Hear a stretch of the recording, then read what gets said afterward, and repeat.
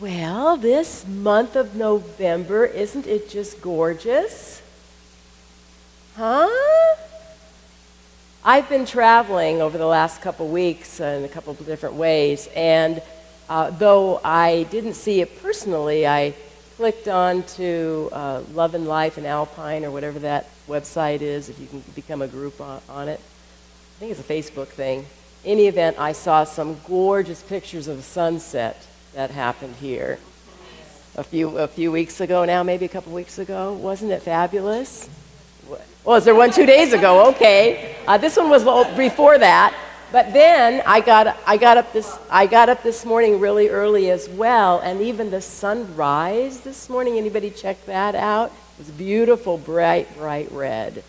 So we are being so blessed to live at this time in this place, and life really truly is a blessing. It really is a gift, and we want to honor that. We want to recognize that. This month, we are playing with the information that Pam Grout has given in her latest book called Think and Grow Rich. She immediately in the preface indicates that she's not doing any sort of service or disharm to Napoleon in his Think and Grow Rich book that he did, Napoleon Hill. But it's a fabulous book where I'm just getting into it now. And so I'm going to be playing with some information on it during this month, because this month really literally is primarily focuses on gratitude, on being grateful for whatever we have in life. And at the beginning of this book, it has a quote in here by a Martin Fisher, who's a physician and author, and it said, "Life is a ticket to the greatest show on earth." And so I wanted to share with you some information she had in here. According to Dr. Donald Hoffman, professor of cognitive science at the University of California, Irvine, everything we think we see is a construction of the brain, a perennial hack that hides the complexity of the real world. And she talks about, how many of you are familiar with computers, and there's like this computer language, and it's hard to explain it, but it says, she's giving me, it's a whole paragraph here of, it says href equals http : paradigm grout files wordpress com / 2009 / this is like this verbiage. And she says that it makes little sense, right? Unless you happen to know HTML, hypertext markup language is what it is, which creates what we see on our computers and our phones. Drop it into your browser and it looks like this, and it's a picture of her zip-lining through the jungle. This is my zip-lining through the jungles of Dominican Republic. This is what happens in our minds. Like computers, we translate our personal HTML, a bunch of learned thoughts, into vibrations and pictures that show up in our hologram. This frequency goes out into the universe, transmitting our beliefs and expectations. This signal drives our lives, emanating a vibration that turns into invisible electromagnet waves that attract situations and experiences that match. Your vibration creates your subjective experience of life's ever-changing phenomena, schedules your lineup of coming attractions. You can use this powerful vibration to spot, analyze, and decipher problems, or you can use it to live stream the mind of God. Amp up your frequency. Grow in happiness, and you'll glow in a peaceful way. Your friends will be very, very happy with you. Everyone will want to sit next to you, and people will give you money. That's a quote from David Lynch, who is a filmmaker. We know somebody knows him. And so it's interesting to think about this idea that our minds are like these computers, and whatever happens in our experience, we're making it up. We're seeing it. She also, I don't know how many of you are familiar with the other books that we've actually worked with here in this center called E Squared and E Cubed that she wrote previously. And in the back of those books, she had these exercises that you did. to prove, what we do, how powerful we are. Well, in this book, she thought, who wants to exercise? So she calls them party games. And so there are 27 party games at the back of this book as well. So it's interesting how she talks about the fact that our minds are like a computer. And how many of you, when you go on your computer and you decide, I'm going to Google something, or I'm going to shop for something, I'm going to look something up, and you do it, and then the next time when you're on the internet, all of a sudden these ads pop up that are exactly what you were looking for? How does it know that? Isn't that amazing? It just happens like that. There's no secrets. Boy, it's out there, huh? So she says, your brain works the same way. It accesses the big cloud. How many are familiar with the cloud in the computer, right? Of possibility, and says, well, she's looking for relationship drama. Let's send that. He's looking for money struggle. Let's serve up a heaping helping of overdue bills. What we see, all we see, is a hologram of past disgruntlements and fears. Well, that's an oversimplification. But primarily, we have trained ourselves to look for what's wrong versus what's right. And it does take a conscious effort to retrain ourselves. And that's what we are remembering, to be conscious, to be aware of what it is that we are thinking about. Because what our thoughts are generating in that unseen spiritual realm, our thoughts are going to then produce our words and our feelings. Don't tell me, oh, I couldn't help myself to feel that way. Your thoughts generate your feelings. You cannot be run away with your feelings. Your thoughts will generate your feelings. Your thought generates that. They generate your words and ultimately what? Your actions. So we go back time and time and time again to be conscious of what it is that I'm thinking and how can I correct my vision from seeing what is wrong to seeing what's there, really. As many of you know, I went to a retreat in the beginning of November to Kentucky with Martha Creek as the facilitator, who's from Kentucky.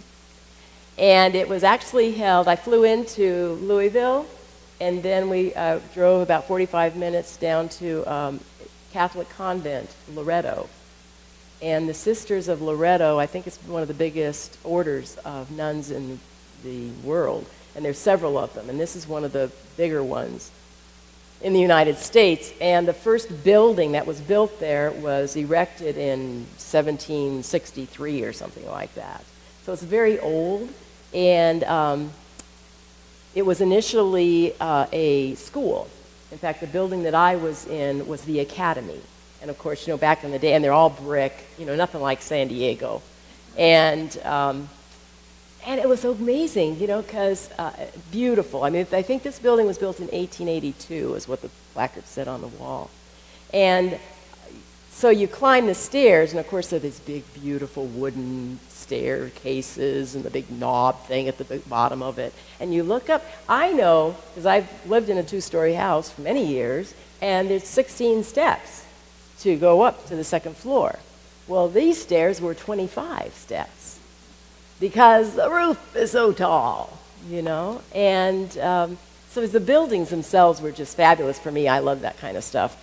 And so there were several different things that I wanted to share with you about that event. Here they are. I don't know if you'll be able to see these, but this is a picture of the actual retreat center itself. I don't remember how many acres it is, but it has a working farm on it. It's got the labyrinth. It's got the swimming pool. It's beautiful, of course, and the leaves were changing at the time that I was there, so it was just gorgeous. Here's a picture of one of the buildings, one of those brick buildings that are on the campus. There's an infirmary. Really, now what it's used for is the hospital. They call it the infirmary. But Martha is a hoot because she is a Unity minister that does these retreats, three a year actually. And I won going to this retreat because I was the high bidder at the Anton conference for the auction, a live auction, so I was able to go. And I am scheduled to go again next year as well because it was really fabulous. It was interesting because there were like 19 women and 1 man that attended this retreat. The primary focus, I would say, was that we were to really look at our stuff and to see how we are judging our life and seeing what we think is wrong or not. And she had all sorts of different processes is the word.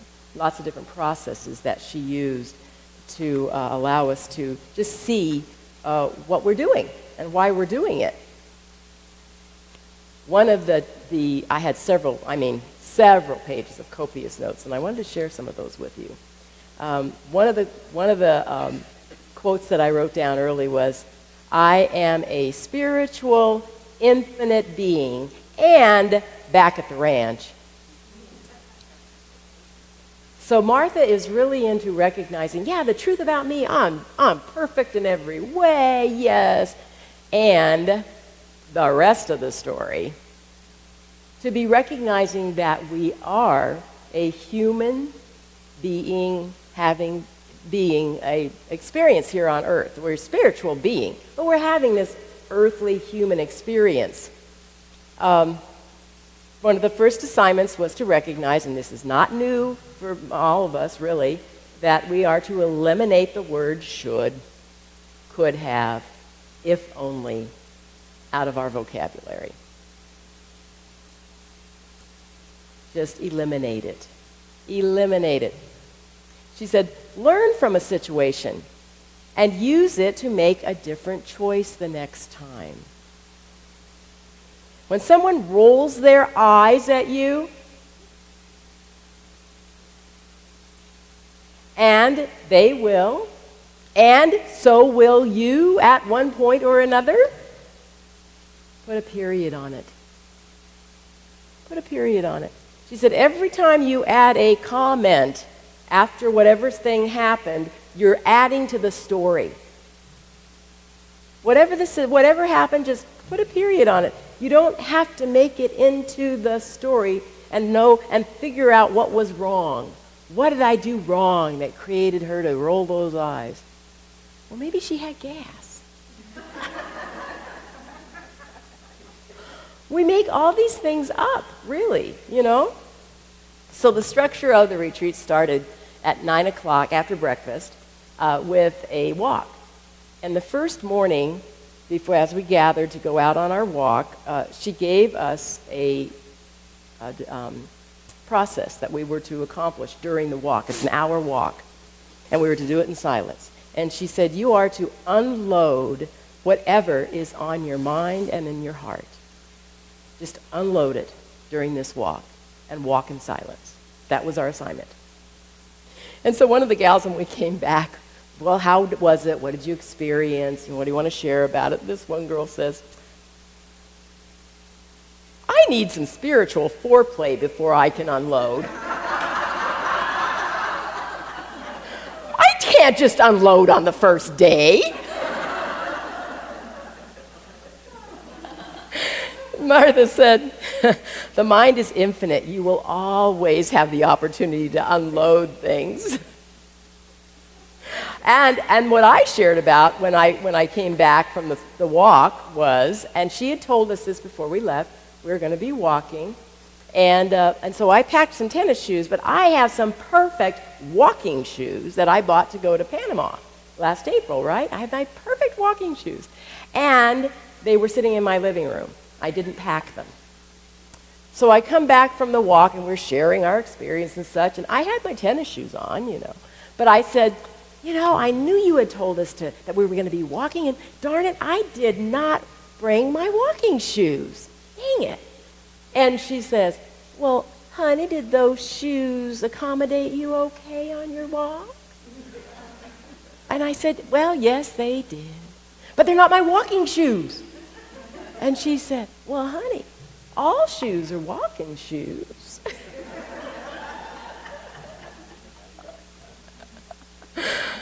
Oh. One of the things that she had us do was think of the worst experience that you've had in your life, that you've dealt with, that you've lived through, and conjure it up and throw it out here in the center. We were in a big room about the size of this, and we were all in chairs in an oval circle, and now throw it out here in the center. And I'm going to mix them all up, and then you're going to get that one, you're going to get that one, and you're just going to get a different one. Somebody else's that they threw in. Well, of course, everybody goes, oh, no, I'll take mine back. The one gal says, come to me, you can come to me. She's trying to get hers back. And it's true, we think that we have these horrible things that happen to us in life, but we wouldn't want somebody else's. Because why? Because we don't know how to deal with that. We've already experienced ours, and we are able to handle it. One of the gals, this was, she's gone to several of Martha's retreats. A lot of these people have. And she was the 80-year-old in the group. And she says, I have this mantra, this kind of thing that I do that kind of helps me in life, to whatever situations are going on. And she said, I have my left hand up, like this, in an open stance, and then I have like this. This is what I do. And this just is a reminder to me. And she says, what that means is the left hand open, facing up, says, I am open and receptive. And this hand says, and I'll take no shit.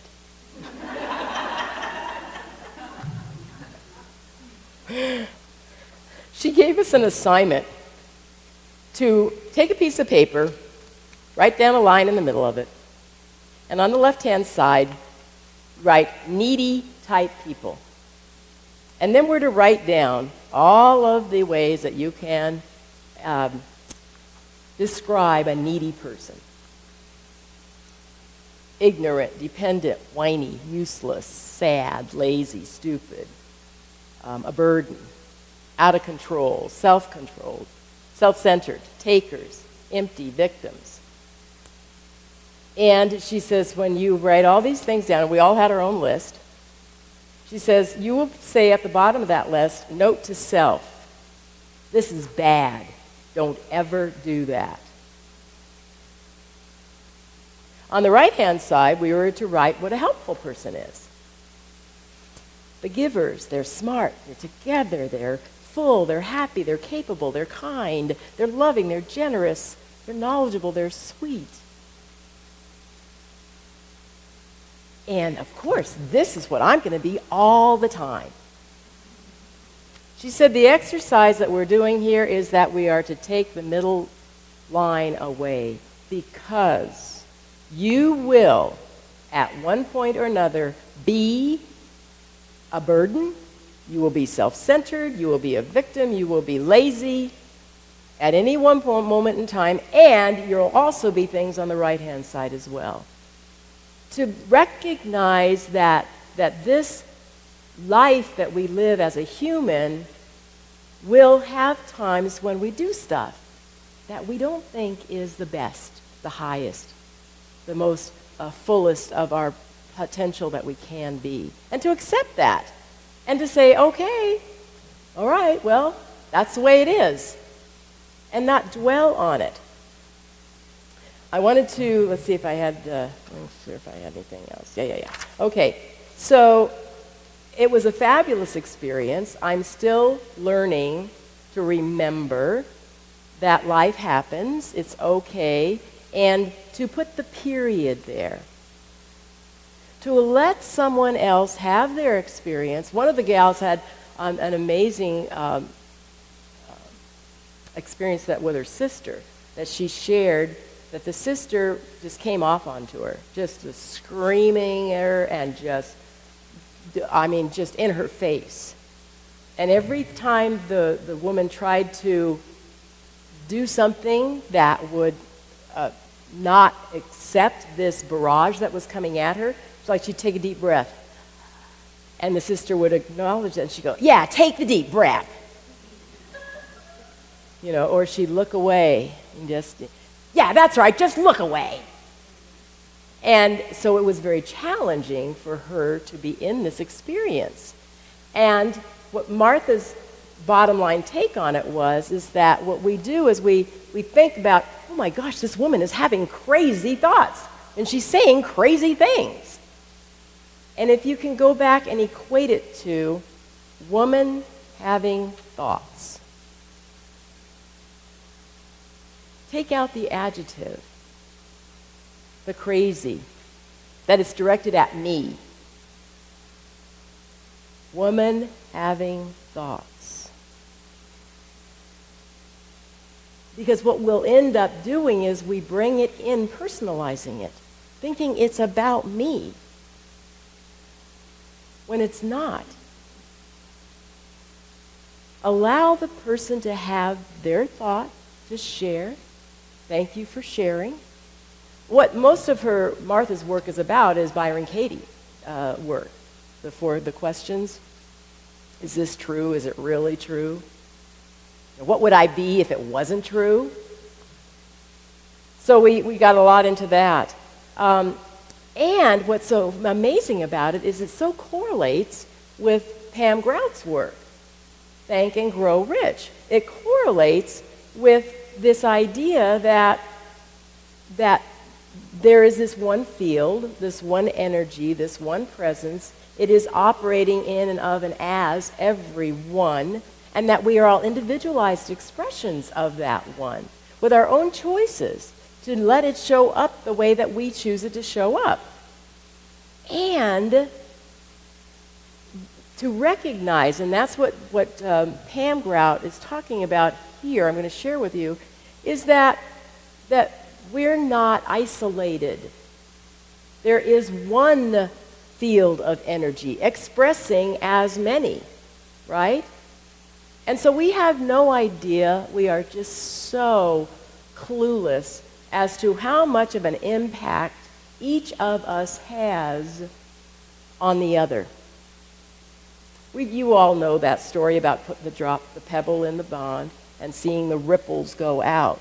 And it is so true. This energetic field that we are, what we do, does impact and influence others. I just love the fact that our song this morning became about because of watching the news. That was a conscious choice of making a difference as to how can I provide something positive out of what I'm seeing on the earthly plane. So I wanted to share this part of the book with you from Pam Grout's standpoint. All of us wildly underestimate the impact we have on each other. We discount the tremendous effect even the smallest act has on all of humanity. Anytime I love myself more, I send love out into the bigger whole. Anytime I forgive someone who allegedly wronged me, I helped heal the planet. The small, invisible things that many don't validate or think important have great healing power. Grabbing the shopping bags of the 82-year-old widow may not go viral on Facebook, but put on some level it's going out, making waves in the invisible energy field that forms the blueprint for the material world. Everything I do affects everything else. Any act of love, even a small one, like making goofy faces at a baby, radios a certain frequency out across the universe. Every thought, every action emanates invisible subterranean threads. How cool is it that by believing in oneness, by choosing to add energy to a resonant field of gratitude and joy, you can fundamentally change the world. Getting happy, we now know, is good for the planet. You don't have to march for peace, although you can if you want to, or fast for 3 weeks. You can enlarge the conversation by taking your focus off the negative and noticing all the things that are going right, taking a stand for the goodness of humanity. So we're talking about this month is being in gratitude, being grateful for what our lives are right now, and being grateful for what it has been. All of those things, all that we learned and grew from and experienced, gave us the substance that we are today. One of the takeaways that Martha gave us is she has made copies of lots of things, and she just handed them out. And this one is an Apache prayer. Looking behind, I am filled with gratitude. Looking forward, I am filled with vision. Looking upwards, I am filled with strength. Looking within, I discover peace. That is my hope, that you will find the peace within you in this coming week, in this coming month, and especially as this Thanksgiving is approaching. Thanksgiving is coming up in a couple of weeks, and we'll have the opportunity to celebrate my birthday on it. But it's a time to reflect. What are we grateful for? What works in our lives? And as we do that, what are we doing? We are putting out that wavelength, that vibration, that this is what I like. We'll give you more of that. Thank you, God. So we want to be guided and led by this love that we are. You don't need to deny it. Be happy to enjoy life. I want to recap a couple of the assignments I've given you. You've had several sprinkled. I'm not sure if you've caught them all. So I'll give you a little recap of your assignments. Eliminate shoulds, could haves, and if onlys. Eliminate adjectives depicting a person's behavior and put a period on the event. It happened. Period. Woman having thoughts. Period. Recognize that we are all connected and that at one point or another we will all be that needy person and we will all be that giving person. Recognizing that we are all connected, how about playing the game of pay it forward? What would you like to have experienced in your life? How many times we're getting into the gift-giving season and gift-buying season, and many times when you think about, what should I buy them? Well, what would I like to have? What would I like to receive? Put ourselves in that place of, let me give out what I would like to get back. Be cognizant of that. Be mindful. Be thinking about it. Be aware of what you are thinking. Be aware that your words and your actions follow your thoughts. And when you say something and it comes out and you hear it, one of the things she said is, did I hear myself say that? And Martha, this is a little nuance. She said, don't ask a question unless you want the answer. What that means is, hear yourself. Leave off the do I hear myself.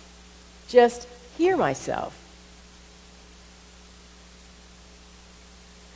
We are a complicated being. We are an infinite being playing in this game of life, this ticket that we received to this, what was it, the show, the greatest show on earth? We're playing in the greatest show on earth. We get to line up the script. We get to line up the characters. Let's do it with love and with joy. We're going to be playing more with Thank and Grow Rich this whole month to see how much can we enlarge our territory of letting in being more good than I've ever experienced before. So choose your thoughts wisely. Choose them on the truth of who and what you are, this beautiful God being in expression, this beautiful love energy in expression. And put a smile on your face and enjoy it. Okay? All right. Namaste. Namaste.